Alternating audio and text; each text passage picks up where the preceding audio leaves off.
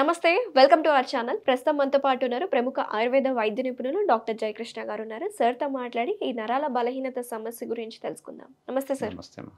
Sir, ఈ రోజుల్లో కాలు తిమ్మిర్లు, చేతులు లాగుతున్నాయి, కాళ్ళు లాగుతున్నాయి అనే సమస్య వింటున్నాం కదా సార్. ఇది నరాల బలహీనత కిందకే వస్తుందంటారా? అన్నీ అలా మనము డైరెక్ట్గా చెప్పలేం.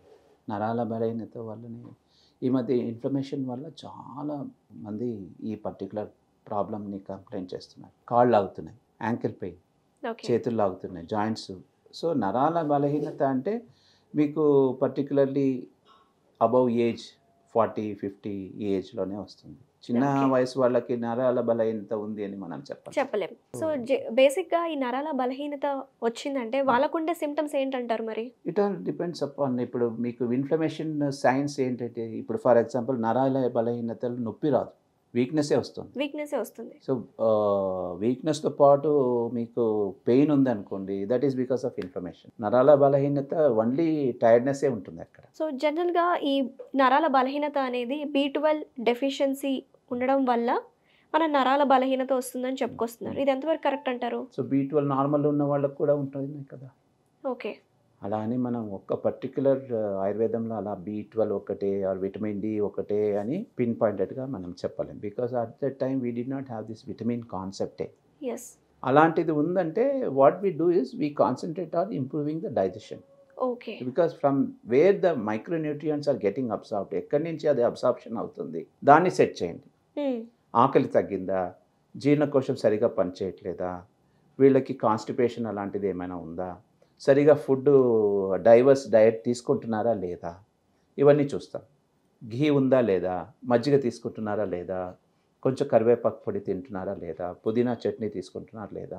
సో డైరెక్ట్లీ ఒక విటమిన్ సబ్స్టిట్యూషన్ అనే ఆ కాన్సెప్ట్ ఆయుర్వేదంలో లేదు. రూట్ కాస్ని ట్రీట్ చేయి, plus nutrition or nourishing medicines కూడా ఇవ్వు. For example Ashwagandha, Balarishta, Draksharishta. నాకు కొంతమంది పేషెంట్స్ ఉన్నారు, వాళ్ళు ఈ 3 ఆస్వారిష్టాలు ఎప్పుడు కలిపి తీసేసుకుంటారు. Just like you drink milk or butter milk.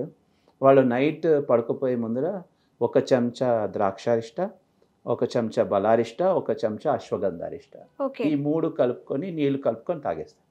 నరాల బలహీనత 90-95 years అయినా వాళ్ళకి బలహీనతే లేదు. ఓకే. వాళ్ళు హాయిగా ఉన్నారు, ఆరోగ్యంగా ఉన్నారు. ఎన్ని రోజుల నుంచి మీరు తీసుకుంటున్నారు? చాలా రోజుల నుంచి తీసుకుంటున్నారు. Okay. So they understand the concept of ayurvedic tonics.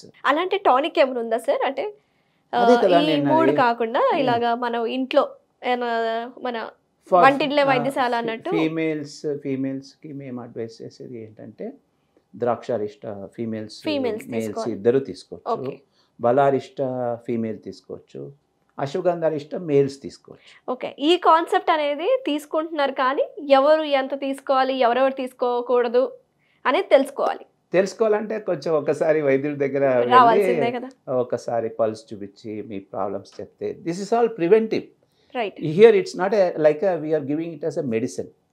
నా ఆరోగ్యం ఇంకా బాగుండాలి, నా లివర్ బాగుండాలి, నా జీర్ణకోశం బాగుండాలి, నా ఆకలి బాగుండాలి, నిద్ర బాగుండాలి, నా నరాలు బలంగా ఉండాలి, నా బ్రెయిన్ మెమరీ పవర్ ఇవన్నీ బాగుండాలి, నాకు ఇమ్యూన్ సిస్టమ్ బాగుండాలి అంటే ఈ మల్టిపుల్ టానిక్ వ్యవస్థ అనేది ఆయుర్వేదంలో ఉంది. You can say Ayurveda doesn't give B12 or vitamin D, but it gives Dashamoolarishta, Draksharishta, Balarishta, Ashwagandharishta, Ksheerabala, Dhanwantaram ఇలాంటి టానిఫైయింగ్ మెడిసిన్స్ ఇస్తాయి. ఓకే. ఫీమేల్ స్పెసిఫిక్ కొన్ని ఉంటాయి, శతావరి కల్ప ఇలాంటిది ఉంటుంది. మేల్ స్పెసిఫిక్ కొన్ని ఉంటాయి, అశ్వగంధారిష్ట అలాంటివి ఉంటాయి. సో ఎలాంటి ఫుడ్స్ని ఎక్కువగా తీసుకుంటే మంచిది అంటారు సార్?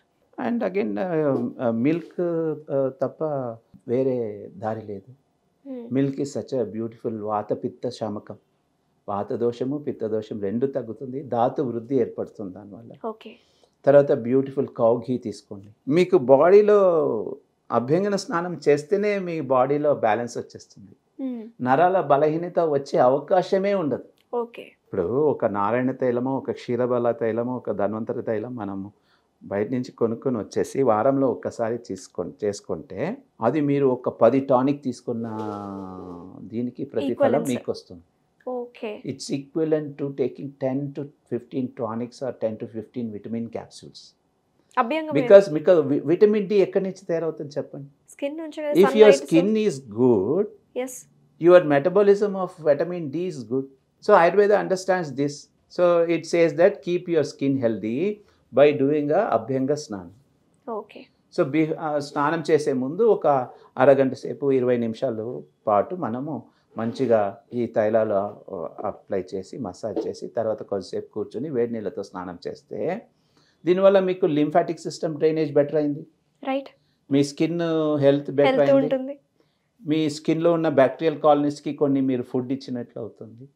ఆ బ్యాక్టీరియల్ కాలనీస్ పెరిగితే ఆటోమేటిక్గా మీకు స్కిన్ హెల్త్ వస్తుంది, మీకు ఫంగల్ ఇన్ఫెక్షన్ రాదు, మీకు స్కిన్ డ్రైనెస్ రాదు, స్కిన్ మాయిశ్చరైజ్డ్గా ఉంటుంది, స్కిన్లో ఉన్న వైటమిన్ డి ప్రొడక్షన్ సెల్స్ పెరుగుతాయి. ఓకే. బేసిక్గా ఈ సమ్మర్ సీజన్ అంటేనే మన బాడీలో ఎక్కువగా స్వెట్ గ్లాండ్స్ సింథసిస్ ఎక్కువ జరుగుతుంది. సో ఈ టైంలో అభ్యంగం చేసుకోవడం మంచిదేనా? ఈ టైంలో కూడా చేసుకోవచ్చు, but you should avoid during mid day, ఆ టైంలో చేసుకోకూడదు. అర్లీ మార్నింగ్ చేసుకోవచ్చు, బిఫోర్ 8 o'clock 7:30 చేసుకోవచ్చు. దానివల్ల ఏమీ ప్రాబ్లం లేదు. ఓకే. బికాస్ నెక్స్ట్ రాబోయే ఋతువు వచ్చేసి వాత ప్రకోప ఋతువు. The rainy season your body is going to have hyper vata, you will suffer with pains.